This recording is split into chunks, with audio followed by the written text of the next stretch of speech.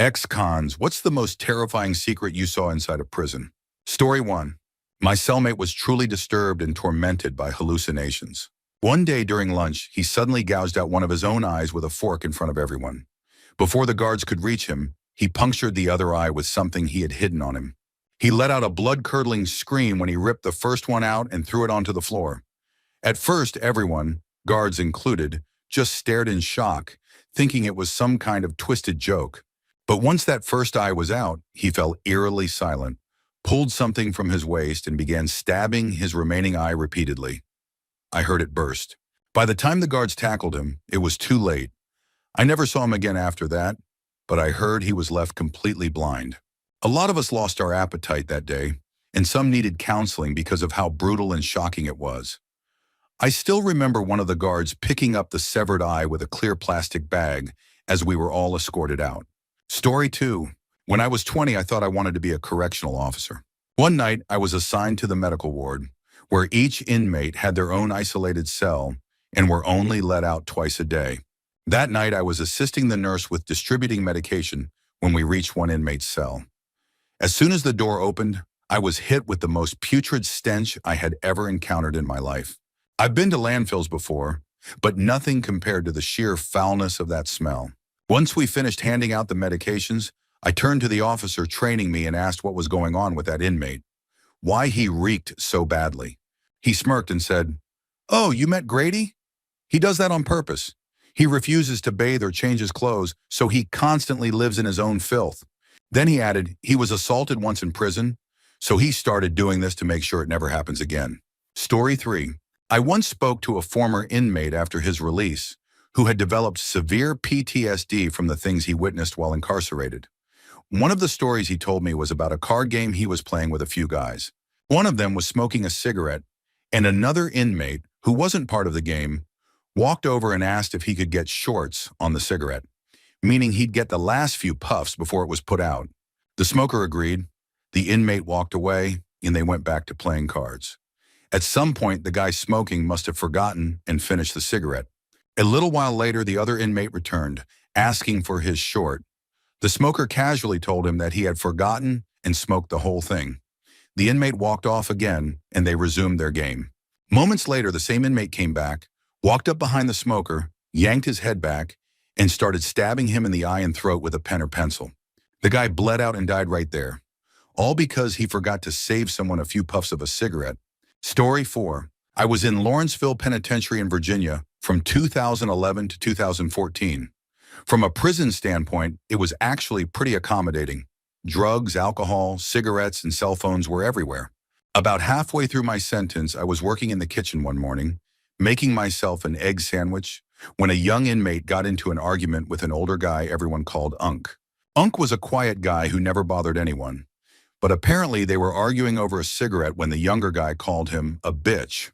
Unc didn't even hesitate. He grabbed an institutional-sized can of green beans, wound up like a pitcher, and launched it across the kitchen, hitting the guy square in the face. Then he ran over, picked the can back up, and started smashing it into the kid's face over and over. By the time he was done, the guy's face was torn up beyond recognition. Unc spit on him and said, "That's what happens when you call a real man a bitch." That was the last time I ever called anyone that word. I learned so much about respect in there. I haven't been to prison in over 4 years, and I've been sober ever since. Thank you, Unc. Hope you're doing well. Story 5. The violence was nothing compared to the people. The guy who taught me Scrabble had beaten his wife to death with a frying pan after she found out about his gambling debts. The guy who taught me poker once tied up his boss in his own house, and when the man refused to give him the combination to his safe, he set the whole place on fire with him still inside. I used to work out with a guy who was caught with 2 arms and 1 leg in his trunk. He was part of an Asian gang, had just completed a hit, and was bringing the remains back as proof when he got pulled over. His co-defendant was snitching, so he spent every waking moment training, waiting for the opportunity to kill him. Before I got transferred to prison, yeah, all of this was just county jail, he finally got his chance. In the middle of a hallway in front of the guards, he attacked the guy and practically ripped his face off. It was such a massive security failure that people speculated the gang had paid someone to make sure the snitch never made it out alive. You live with these people. You play cards, gamble, watch sports. If you're locked in your cell during a big game, you listen through your radios and talk trash through the hatches in your doors. On Wednesdays, your chicken quarter goes into a massive homemade meal for anyone who chips in, and it's cooked by a 22-year-old Crip who's facing 9 separate murder charges but is somehow the nicest guy you'll ever meet. It's wild. Nothing makes sense, and everything is dangerous. You're in it together, but at the same time, everyone's got this bottled up rage ready to explode. I had an aggravated assault with a deadly weapon charge, plus an unlawful possession case, so I got sent to max units. Funny enough, the constant threat of violence actually kept things calmer most of the time. When everyone's a killer, no one wants to get killed. I got stabbed once with a Dixon pencil, courtesy of Richard Busby. Yeah, the same guy who tied his boss up and burned him alive. It was over a gambling debt he owed me. He was old and weak, so I ended up taking twice what he owed, and we were back at the poker table together by the end of the day. You can look him up if you want. I think he just had an appeal denied or something. In there, you either become one of them or you live underneath them. And once you're one of them, they're surprisingly, almost frighteningly, good-natured. Just killing time, waiting for time to kill them.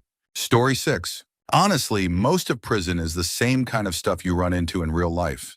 Gang members, thieves, drug dealers, guys with anger management issues. But the real danger is when you get affiliated. That's what keeps you locked up longer and drags you deeper into the system.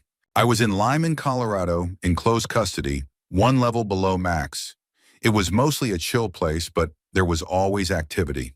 The worst thing that happened while I was there was when they brought in a busload of inmates from Buena Vista. One of them was this kid, 23 years old, a decent guy, just had a short temper that got him into trouble. Because of that, they bumped him up to close custody. He only had 8 months left before his number was up. He had been in the pod for just 3 days when an older PISA spotted him and claimed the kid had snitched on him back when they were both in Adams County. PISA grabbed 4 others, stormed the kid's cell, and jumped him. They beat him senseless. At the end of it, they dragged him out of his cell, propped his neck on the railing, and one big guy stepped up and kicked him as hard as he could. The kid's neck snapped instantly. The medics flew in with a helicopter, but there was no saving him. All the guys involved caught murder charges. But the worst part? The older PISA yelled, "Fas you, Jimenez!"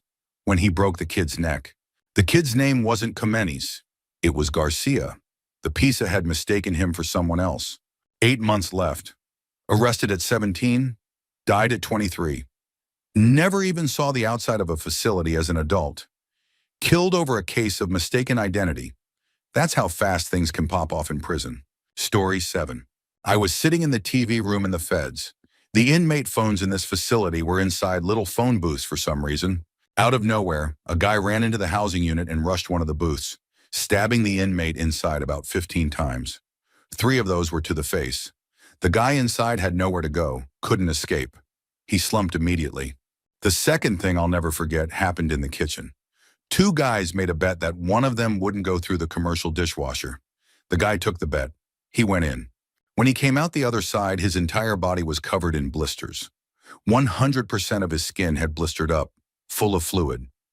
He was airlifted to a hospital in a bubble-wrap suit. I was fresh in at the time, working in the kitchen when it happened. I wasn't in the dish room, but I heard everything. The screams as the machine cycled on still give me chills 10 years later. And I can't unsee what a human body covered in burns looks like. I never found out if he survived. They don't update inmates on that kind of thing. But I do know the guy who made the bet ended up with fresh street charges. Story 8. This didn't happen to me, but my friend did 7.5 years at a notoriously violent prison.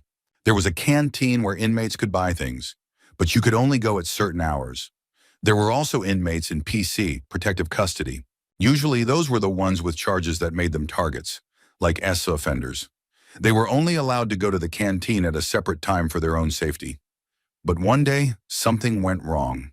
For some reason, the PCs had to go with the general population. To reach the canteen, they had to walk through a long hallway with security doors at both ends. Right as they were in the middle, the prison went into lockdown. Every door locked, the doors behind them, the doors in front of them. They were trapped with the general population. I don't remember if my friend said there was a guard there or not, but it didn't matter. The PCs had no way out. The other inmates took their opportunity and went wild. They beat them mercilessly. Teeth were knocked out. Fingers were broken. They laughed as they made them pick up their own teeth with shattered fingers. They forced them to eat their own or each other's blood, stripped them naked, urinated on them. One of them was beaten so badly that he fell into a coma and died the next day. Others had broken legs, shattered arms. It was brutal. But what stuck with my friend the most was the blood. It was everywhere, staining the floors, the walls, so much that from then on, that hallway had a new name. They called it Blood Alley. My friend told me that every time he went to the canteen, he relived that moment. And now, just hearing about it, so do I. Story 9. It wasn't exactly terrifying, but it was definitely one of the most disgusting experiences I ever had. One afternoon, a water main near the prison broke, and the senior officer on duty, called a white shirt, just decided to assume the issue would be fixed quickly. So no emergency steps were taken. This was during the peak of summer in Florida. Within 5 hours, the toilets were overflowing with waste, and people started defecating on newspapers on the floor like animals. The heat was unbearable. Flies were swarming everywhere, and the only water we received before 10 a.m. the following morning was a single 4-ounce cup. The entire facility reeked, and the conditions were beyond inhumane. After it was finally resolved, a few inmates filed grievances to start the process of building a lawsuit. Each of them was taken individually to meet with the head administrative officer, a colonel in DOC terms, and told very clearly that if they continued pursuing legal action, they would be beaten to death, and the paperwork would reflect that they had died while attempting to kill a correctional officer. That was the end of it. Story 10. I spent time in county on misdemeanors, and during my first week, an alcoholic died in the cell below mine. We could hear him moaning and begging for help. The guards had been in and out multiple times. The last time I heard a guard tell him to deal with his bad choices like a man. Shortly after that, the man had a seizure and died in that cell, lying in a pool of his own filth. The following week, the jail went into lockdown, and inmates were rioting in their cells. Fire sprinklers were smashed, flooding the pods. I saw multiple inmates get hauled out after being pepper sprayed and subdued. Those of us who weren't participating were left alone in our cells, just sitting there with nothing to do but listen. This all happened in a relatively small town, population around 80,000. The man who died was a well-known homeless guy. He was notorious for picking up petty charges just to get a warm bed in the winter. His final arrest? Drinking on the courthouse lawn. The whole thing stuck with me because when you're incarcerated, your medical care is in the hands of the facility, and I've never met colder, more indifferent people than the jail medical staff. Story 11. I'm not an ex-con, but I worked in prison administration. Right before I started working there, an inmate was placed on a classification override, meaning he was too dangerous for this facility, but had been sent there anyway. He was completely psychotic, rambling nonsense to his 2 cellmates. Then out of nowhere, he screamed that he was the devil and gouged out one of the other inmates' eyes while the 3rd cellmate was frantically pressing the emergency button. The responding officers were so traumatized that in-house therapy was mandated for them. Another incident happened while I was working. A young guy, in for gang-related charges, brutally beat an older man to death shortly after he was admitted for child crimes. Turns out that man had raped the younger inmate's little sister. The 2 didn't share a last name, and she wasn't listed in classification records, so no one made the connection. When the staff responded, they found the older man's head kicked in so badly that his skull was unrecognizable, described as having the consistency of Jell-O. Story 12. I saw a guy get his head caved in right inside his cell. A new inmate had just arrived and refused to show his papers. Another inmate claimed he had been in court with him and outed him as a pedophile. Later that day, the prison keys, the ones who ran the place from the inside, told him he needed to roll his shup, meaning he needed to ask for protective custody. He refused. That night, after lockdown, his cellmate took a pencil and stabbed him in the eye. Then he pulled him off his bunk and repeatedly smashed his head into the wall until there was nothing left. When he was done, he calmly pressed the intercom, called the CO, and let them handle the rest. I could see everything through my window. They were in the cell right across from mine. Story 13. A white kid got absolutely destroyed for accidentally sitting on the front bench of the TV area on his second day. They waited for rec, then started walking with him. Every lap they made, more guys joined in. Once they reached the blind spot, they jumped him. 6 or 7 guys beating a 120-pound skinny kid. They were climbing up the fence and jumping down on his head. He was out within seconds, but they kept going until the COs finally gassed everyone. They snapped his lower back, and now he's in a wheelchair, all because he didn't know any better. The worst thing I ever heard was a grown man being assaulted one night.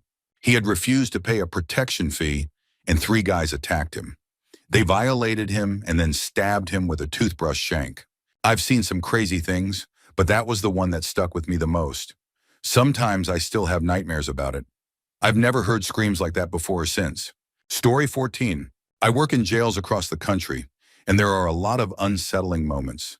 Violence between inmates, suics, psychotic breaks.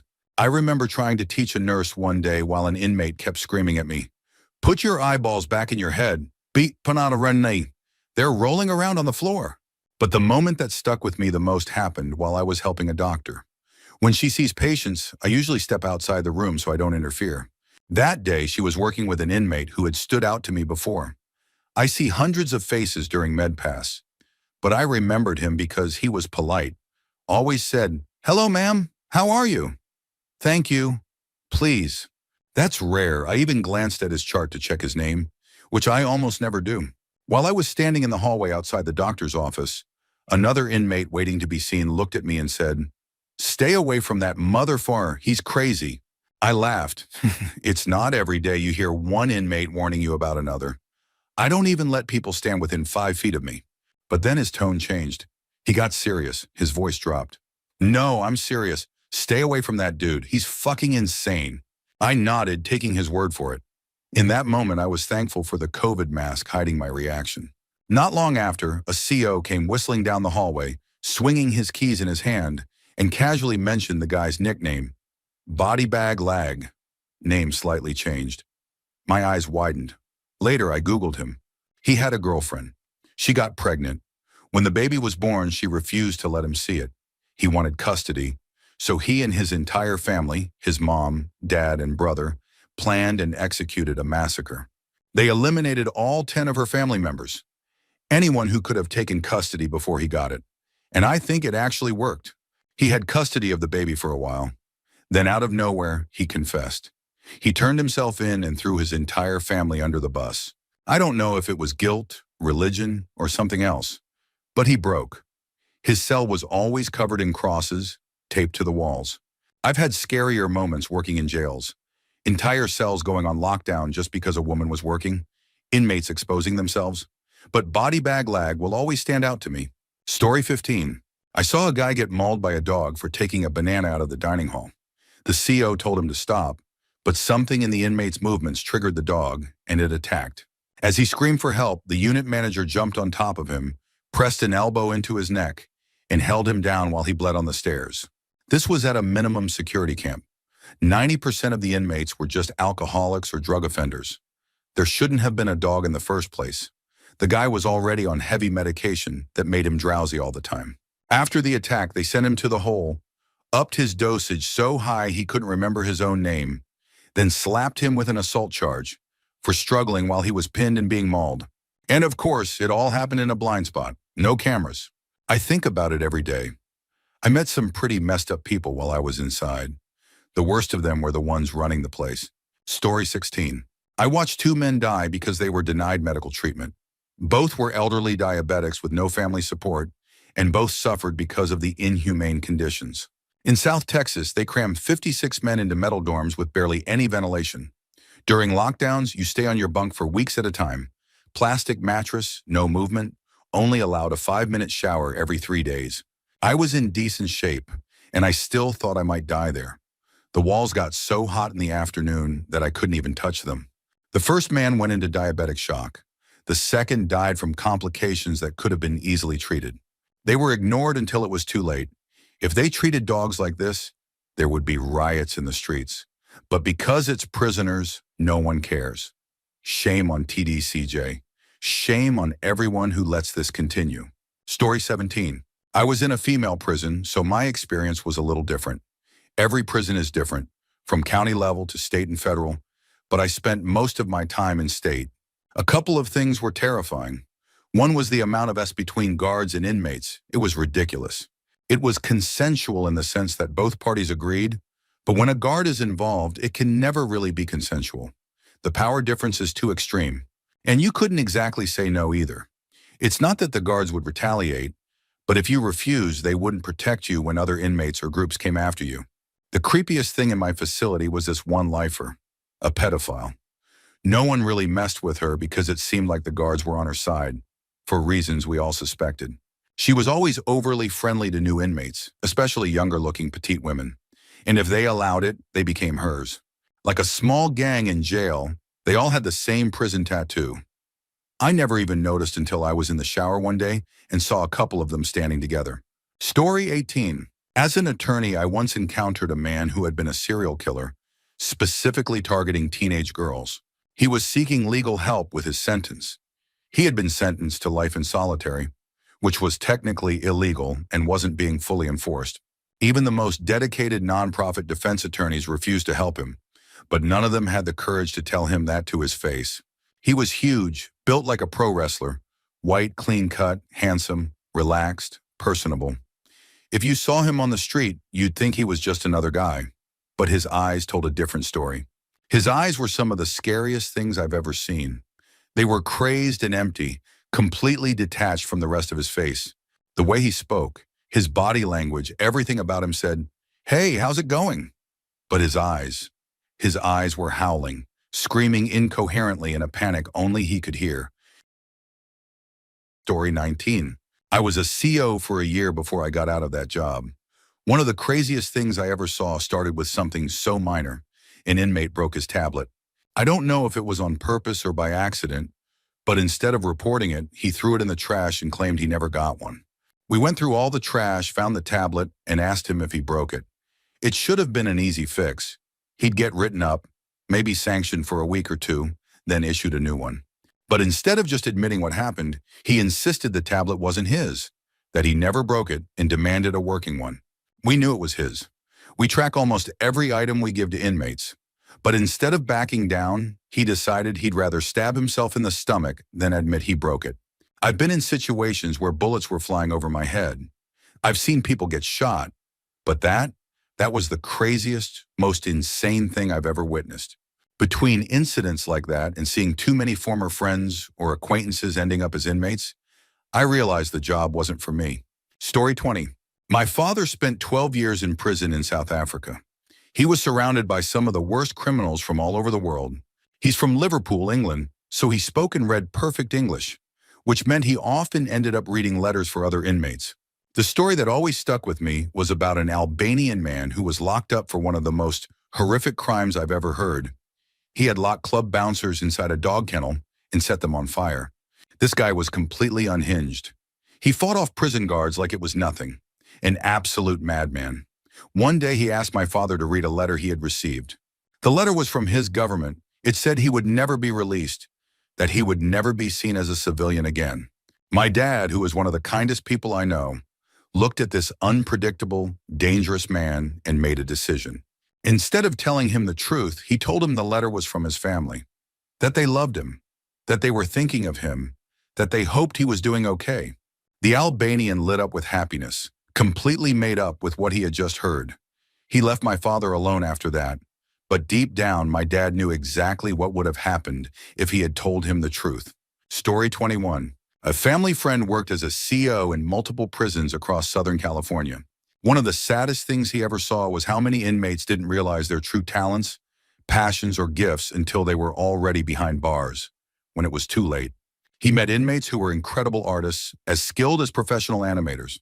Others in the electronics shop were so naturally gifted that they could have been electrical engineers, mathematicians, or at the very least, skilled electricians. Some in the wood shop were master craftsmen, able to create beautiful, intricate pieces with ease. He saw inmates who could have been chemists, writers, mechanics, teachers, chefs, barbers, tattoo artists, personal trainers. The list went on. These were people who should have been productive members of society, but instead they had been dealt a bad hand early in life and ended up going down the wrong path. Seeing that wasted potential every day was heartbreaking. Story 22. I was a CO for a while, and I've got plenty of stories. One guy stopped taking his psych meds and minutes before we were alerted by medical, he shoved a pencil through his cellmate's eye over an open Raymond packet. Luckily, the pencil went between the eyeball and the socket, so there was no real damage. Still, hell of a way to wake up from a nap. On a different shift, I found something that made my stomach turn. We were doing a routine cell search on a known chomo, and I came across what looked like a collection of nude photos. At first, they seemed like normal adult pictures, but then my brain clicked. I realized what I was actually looking at. He had mixed in disturbing cutouts from children's dance and gymnastics catalogs, as well as swimsuit ads from magazines. They were just innocent images, but in that context, it made it even worse. We tried to have him removed from the tier, either as punishment or for his own safety. We didn't care which. When that didn't happen, my sergeant broke protocol and straight up threatened him. If we ever found anything like that again, we'd make sure the other inmates found out. Story 23. I spent almost a year in a medium and low-risk facility for women in New York State. These prisons were mostly for nonviolent offenders, while the more serious cases were sent to the maximum security facility in Bedford Hills. However, if someone in Bedford maintained good behavior long enough, they could have their security level reduced and be transferred to a lower-risk facility. When COVID hit, the system changed. The prison population dropped from about 1,000 inmates to less than 400, with the state trying to release as many people as possible. They also started transferring inmates from Bedford to lower-risk facilities under looser guidelines. Some of the women who got transferred would have never qualified for it before the pandemic, but the system was shifting to consolidate costs. New inmates arrived every Tuesday, either first-time offenders or transfers.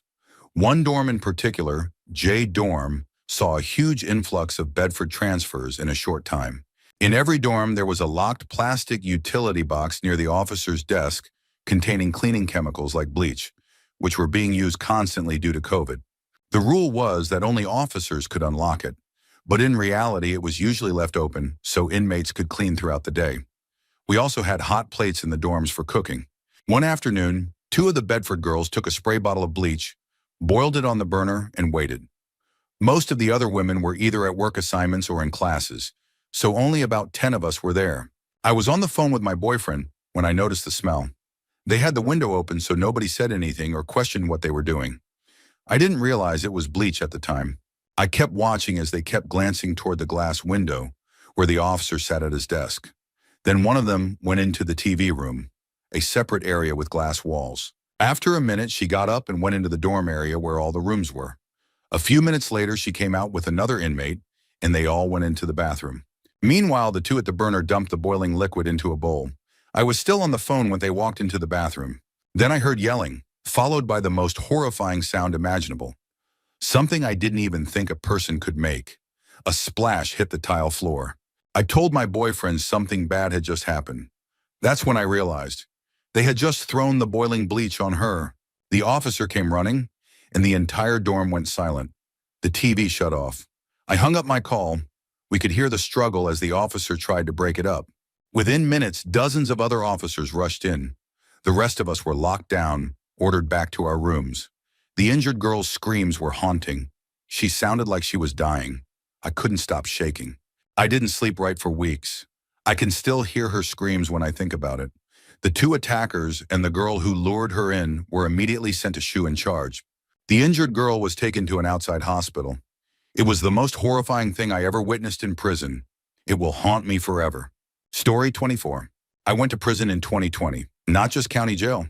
County jail is where you wait for trial and sentencing, but if you get more than a year, they send you to prison, a bigger facility with more structure, more inmates, and more to do. After sitting in county for a while, the bus finally came to pick us up. In Georgia, they send you to a diagnostic prison before assigning you to your permanent facility. For men, that place is Jackson State Prison. When I arrived, they put me in an open dorm with bunks stacked 3 high. I was in there with lifers, murderers, and child predators. Gang violence was a constant reality. One day, 2 guys in the dorm got into an argument over something small. One was a blood, the other a crip. It escalated fast. What started as shouting turned into a full-on brawl, and before long, the crip ended up getting stabbed in the face. The guards never came. No alarms, no intervention, nothing. Eventually, the situation just resolved itself. The guy survived, and no one else got involved. Crazy how prison has its own politics. Story 25. Clyde Barrow of Bonnie and Clyde fame was sentenced to hard time for robbery at Easton Prison in Texas, a place so brutal it earned the nickname the Bloody Ham. Guards didn't interfere unless someone was actively getting murdered, and even then, they didn't care.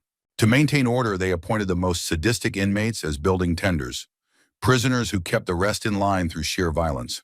One of these men was Ed Crowder, a rapist who preyed on the weakest prisoners. Clyde was scrawny and small, and for 10 months, Crowder tormented him. Nobody stepped in. The other inmates were just relieved it wasn't them. But Clyde wasn't the type to accept his fate. He reached out to another building tender, a lifer named Scally, who despised Crowder just as much as Clyde did. Clyde told him he planned to kill Crowder. Scally, knowing he was already serving life, agreed to take the blame. One night, Clyde made himself bait. He strolled past Crowder's bunk and walked alone into the showers. An easy target. Crowder followed, thinking he had another night of domination ahead. Instead, Clyde pulled out a concealed lead pipe and crushed his skull. Scally emerged from the shadows, stabbed the body several times, and even gave himself a slash on the ribs to make it look like self-defense. The guards bought it. Scally took the fall, and Clyde walked away with his first kill. Years later, deep into his crime spree with Bonnie, Clyde kept his promise. They raided Easton Prison with machine guns, freeing 5 inmates in the process. The plan was to stage a mass breakout, but Clyde's main objective was to free Scally. Unfortunately, Scally didn't make it out. Story 26. I'm a woman, and I spent quite a while locked up in county jail. Whenever someone comes in with drugs or paraphernalia, it's a big deal. Depending on who you know and how you handle it, things can go very badly. One time a girl, early 20s, came in with a meth pipe. She was completely open about it, letting everyone in the pod use it. A few hours later, she asked for it back, saying she was about to be transferred to another pod. That was a problem. The pipe wasn't hers anymore. It had been used by other people, and now it contained someone else's meth. About 10 girls lined up and jumped her. It was a full-on attack. She screamed for help, but no one came. Then 2 women dragged her into the bathroom and shut the door. In jail, if you need to hide something, there's really only one place to put it, and they were going to get that pipe back. A few minutes later, the 2 women came out, wiping the blood off their hands. They got what they were after. The girl emerged shortly after, crying, her pants soaked in blood. This time she did get a deputy's attention. She said she was pregnant, she had a miscarriage. The jail quietly released her due to the incident. Story 27. My bunkie was this tiny woman in her 40s with wild, crazy eyes. She had a reputation for being nuts and just straight up weird. She would sit on top of her bunk, chanting to herself for hours at night. When 21-year-old me got moved into a cell with her, I was freaked the F out. She had the top bunk, I had the bottom, and sure enough, she spent all night whispering, muttering, and sometimes just staring. I called my mom one night and asked her to look up my bunkie's case information. Allegedly, she was serving a 40-plus-year sentence for stabbing her boyfriend in the ear with a screwdriver, along with a handful of other charges. Fast forward a few weeks, and somehow, we became closer than I ever thought possible. Not in a romantic or Sewell way, more like a mother and daughter. She was fiercely protective of me to the point that I started calling her Mama Bear, and she called me Baby Bear. Everyone in that dorm knew to leave her baby bear alone. One night after dinner, I lined up for my usual post-chow shower. Right before my turn, some big chick cut in front of me. Shower line is a big deal in there, but I wasn't in a rush, so I let it go. I figured I'd just go later, maybe after Mama Bear finished her Zumba class. Then Mama Bear walked in. The first thing she asked was why I hadn't taken my shower yet. I told her calmly that someone else had jumped ahead of me, but it was fine. I'd go later. It was not fine. Mama Bear's expression changed instantly. Her eyes went completely dead as she muttered, "Nobody fine cuts Mama Bear or Baby Bear." Before I could react, she stormed toward the bathroom. I followed, not knowing what the hell she was about to do. She ripped off her clothes. She tore down the shower curtain, and she climbed into the shower with the woman who had cut in front of me. The entire time, Mama Bear just stared, unblinking.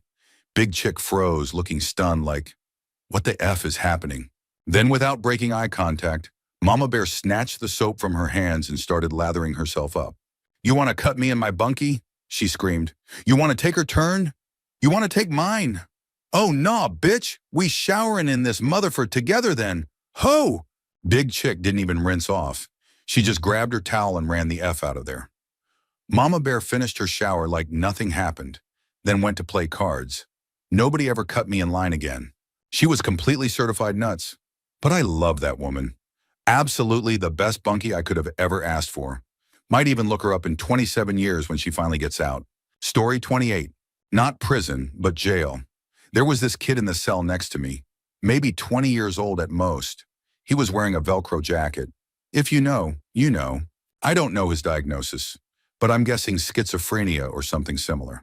The guards relentlessly taunted him, laughing as they pushed him to the edge. Eventually, he tried to kill himself, bashing his head against the wall.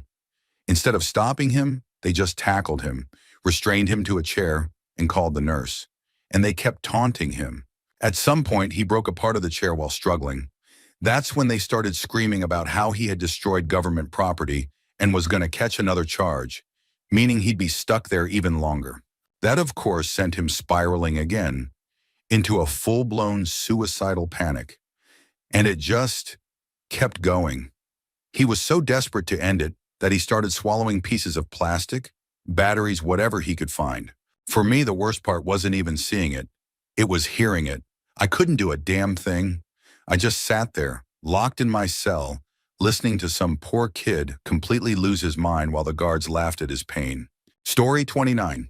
Two different things. The first was this one guy from my town.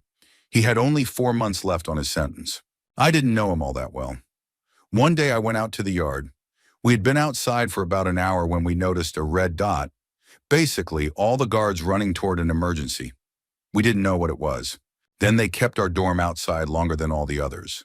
People just assumed there was a fight. But then we started seeing men in suits, state police. That's when we knew something was really wrong. It turned out this guy from my town had been called a derogatory name by a new inmate. They decided to fight in the bathroom. The guy who got insulted ended up proving the insult right. He got beaten badly. The fight ended, or so everyone thought. But a few hours later, the guy who lost opened a can of food, took the top off, folded it in half, and concealed it in his hand. He walked up to the other guy, acting like he wanted to break bread. Basically, acknowledge his loss, say it was a good fight, and move on. But as he reached out to shake hands, he pulled out the can lid and just started slashing. At some point, he clipped an artery in the guy's neck. Blood was everywhere. The victim tried crawling toward the officer's desk while the attacker rushed to change his clothes, since he was covered in blood too. They eventually got the injured guy medical attention and started an investigation. It was classified as attempted murder because the guy was in critical condition. The reason they kept us in the yard was that it had become a crime scene, and the state troopers leading the investigation needed everything undisturbed. When we were finally let back in, blood was all over the place. Police don't clean, so it was up to the inmates to handle the mess. That guy had only 4 months left to go, and instead he went straight to solitary to face new attempted murder charges. And honestly, if the victim hadn't pulled through, it would have been a murder charge, all because of one insult. Story 30. I worked at a jail briefly as an intake officer. When people came in, they sat in a holding cell before talking to me.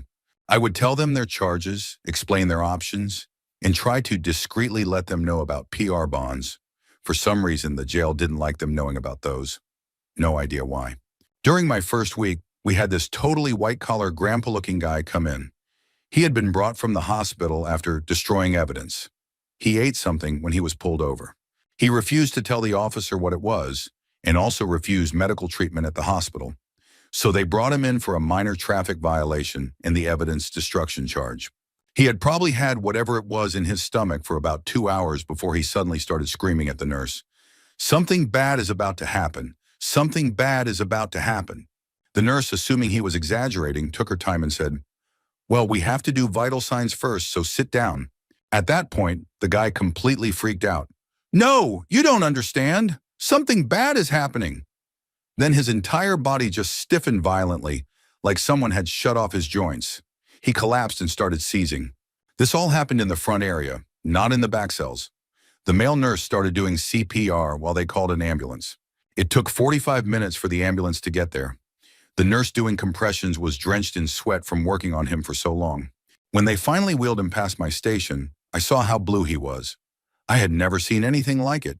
He didn't even look real, more like a movie prop. The worst part? No one else at my station even reacted. It was just another day for them. It turned out he had eaten spice, the synthetic drug. But since it had recently been made illegal in Texas, who knows what was actually in it? The worst part? He had his granddaughter in the car when all of this happened. So she had to witness him panicking, eating something, getting arrested, and then being told just a few hours later that he was dead. After about 3 months, I realized that $14 an hour was not worth this job. Also, Waco, Texas, McLennan County, is run by some seriously questionable law enforcement officers and correctional staff with major power trip issues. Story 31. I'm a corrections officer. There's only been one instance, other than my very first hands-on situation, where I was actually scared. We had an MMA fighter in custody, and he lost it because of another deputy. She was the kind of officer who loved to provoke inmates. Just an absolute nightmare to deal with. Anyway, he was in his cell when he suddenly headbutted the glass so hard that his forehead split open. Blood started dripping down his face. Thankfully, I had built a good rapport with most inmates, so I was able to talk him down before things got worse. But what really disturbs me are the things I've seen and heard over time. I've had to listen to certain inmates openly discuss their crimes against children, completely unfazed. I once saw a kid who had just turned 18 get his face broken in 4 punches over something as trivial as hair. I've heard a woman go through a full-blown psychotic episode, shifting from growling like something out of The Exorcist to suddenly claiming she was a cat. The absolute worst thing I ever came across was a Kansas Bureau of Investigation report detailing a case about a married couple who had been drugging their kids, abusing them, and even allowing their dog to do unspeakable things to their daughter. The level of depravity in that report made me sick. There are no words strong enough to describe how I feel about people like that. Story 32. The craziest thing I ever saw was a guy getting killed after having his head smashed into the concrete. What made it even worse? The guy who did it was actually one of his closest friends. It all started over a stupid misunderstanding. The guy who ended up being the killer had left a peppermint stick, a cheap 10-cent treat from commissary, on a table in the day room while he went back to his bunk to grab something. His friend, thinking it would be funny, decided to hide it as a joke just to mess with him. Now here's where prison rules come into play. If someone takes something from you in there, it's not just theft, it's basically them calling you weak. And in that environment, if someone thinks they can take that, then they might think they can take other things too. Yes, that kind of thing. So when the guy came back and couldn't find his mint stick, he immediately called out the entire pod, saying that whoever took it was weak, worthless, and worse. That's when his friend, the one who had hidden it, laughed and said, "Hey, relax, I've got it. It was just a joke." But by then, it was already too late. The guy had just publicly called out the whole dorm, meaning he was now obligated to respond or risk losing all respect. And in prison, once you call someone out, you can't back down. The fight that followed was brutal. So much so that, in the heat of it, the guy who had been pranked smashed his friend's head into the concrete repeatedly until there was no coming back. Life flight was called, but it was obvious he was gone long before medical even showed up. A life lost over a joke, a 10-cent peppermint stick. This kind of thing happens all the time in prison. I once saw a guy get severely beaten just for sitting on the wrong bench. Everything is segregated in there. Every group has its own territory. In this case, a Hispanic guy unknowingly sat on the wrong bench, one that belonged to a different group. The response? Immediate. They didn't just beat him, they slashed his neck open with a makeshift blade. Razor blades melted into a comb. Respect is everything in prison. Even the perception of disrespect can get you hurt. Or worse. Because if one person gets away with it, everyone else sees that as weakness. And in there, weakness means someone owns you. And that's a fate worse than anything. Story 33. Pretty much, yeah.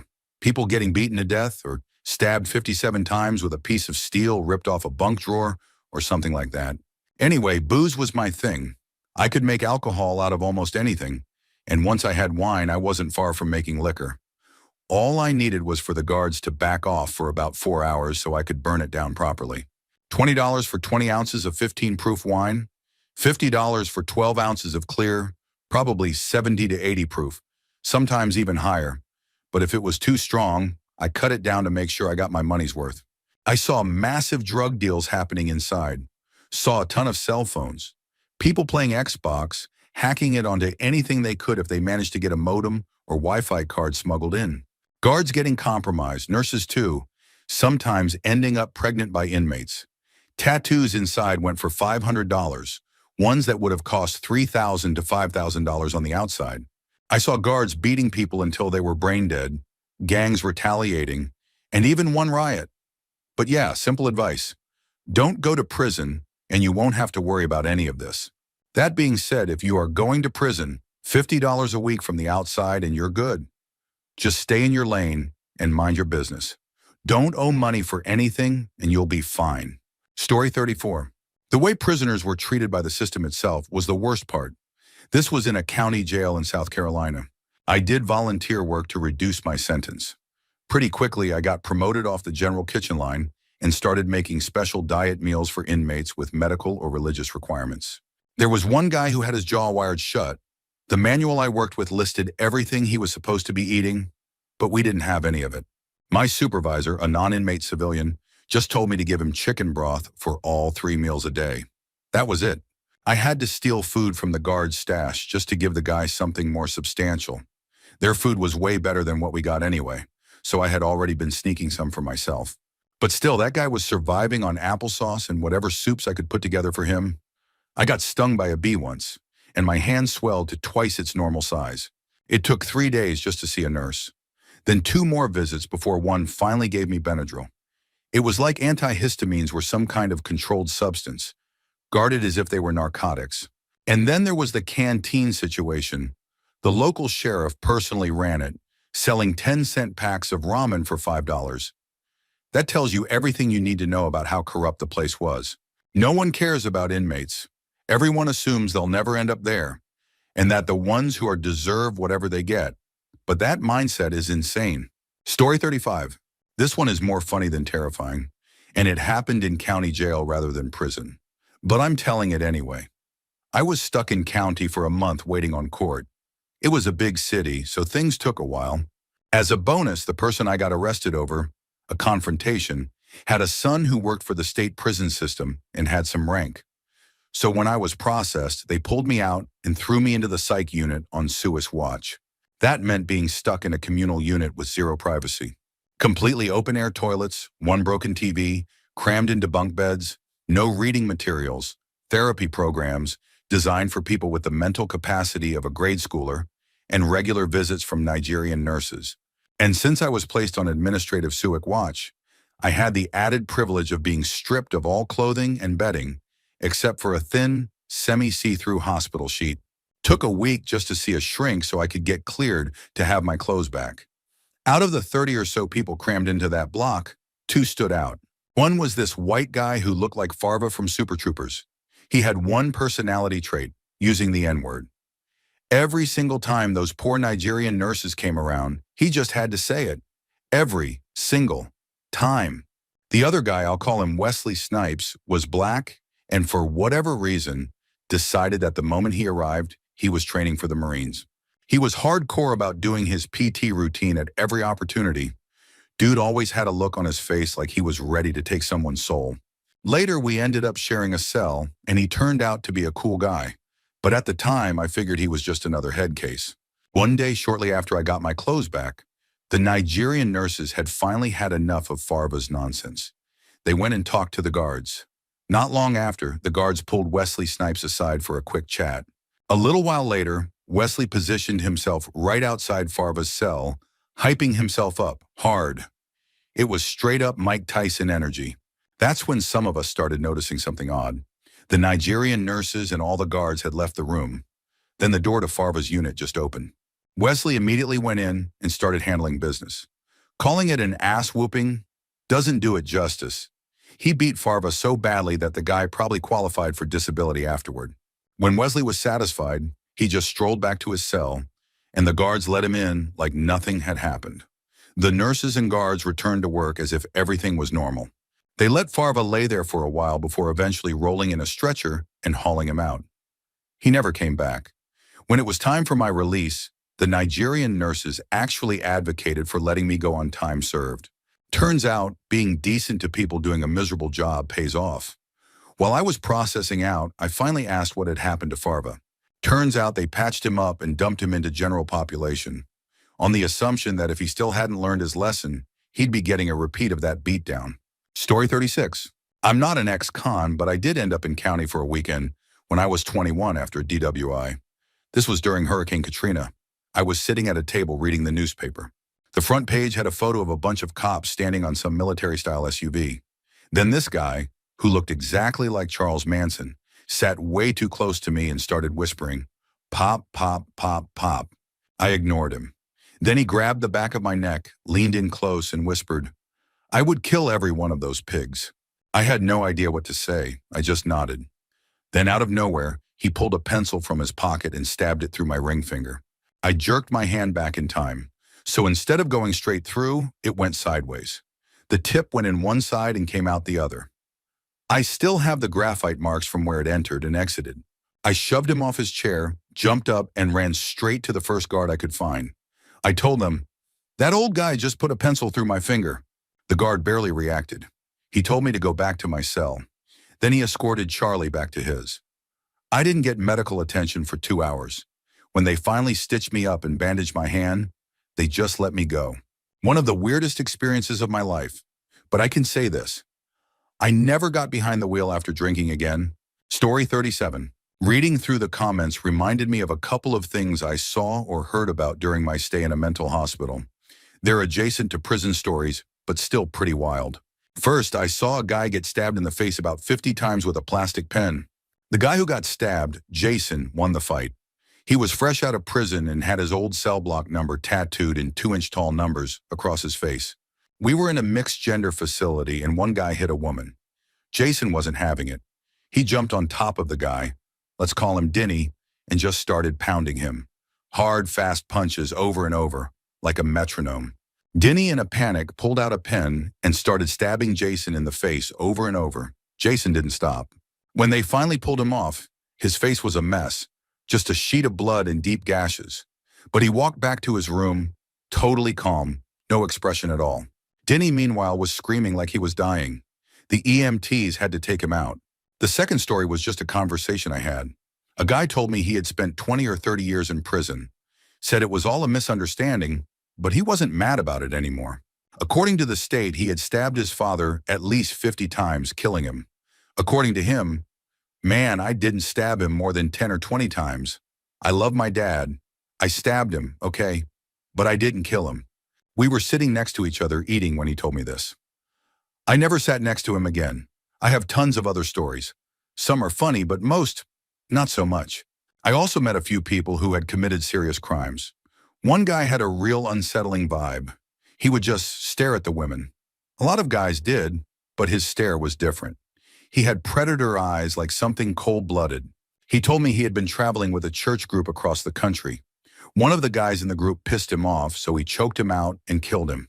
Later, the church group abandoned him at a gas station, and that was what made him angry. His exact words, "What kind of Christian group just leaves someone in the middle of nowhere? Maybe the kind that realized Bob disappeared right after being alone with you?" He definitely had serial killer energy. And while I never explicitly heard him say he had killed more than one person, at one point, he gave me detailed pointers on how to choke someone out. He didn't say, "and kill them," but the implication was loud and clear. Story 38, XCO here. I once had an inmate on sue a constant watch scalp himself right in front of me. As a constant watch officer, my job was to observe and document everything the inmate did while sitting in his cell. This guy was so far gone that he started smashing his skull against the concrete ledge of his bed platform in segregation. He gave himself a deep gash at the top of his forehead, then started pulling at it, peeling his scalp further and further back. At one point, he broke a pencil to use as leverage, digging it into the wound and pulling his skin back even more. The whole time I was screaming for medical, a sergeant, anyone who could help. But I couldn't open the door myself due to policy. It took 20 minutes before a nurse finally showed up, only to refuse to use the restraint chair because it was the weekend, and getting approval required a deputy's signature due to human rights concerns. So instead, they just put him back in his cell. The weak stitches they gave him were immediately ripped out, and he went right back to what he was doing. I called in 3 emergency requests, trying to get approval to have him taken to a hospital. But we didn't have enough staff to escort him, and the on-call deputy refused to answer his phone. So I was forced to just sit there, watch, and document everything while this man continued to tear his own scalp off. Then to top it all off, they tried to force me into 12 more hours of overtime so that I could escort him to the hospital, because making me work a 36-hour shift was the only way they could meet his staffing requirements. After finishing that 24-hour shift, I broke down and cried for 4 hours straight. Story 39.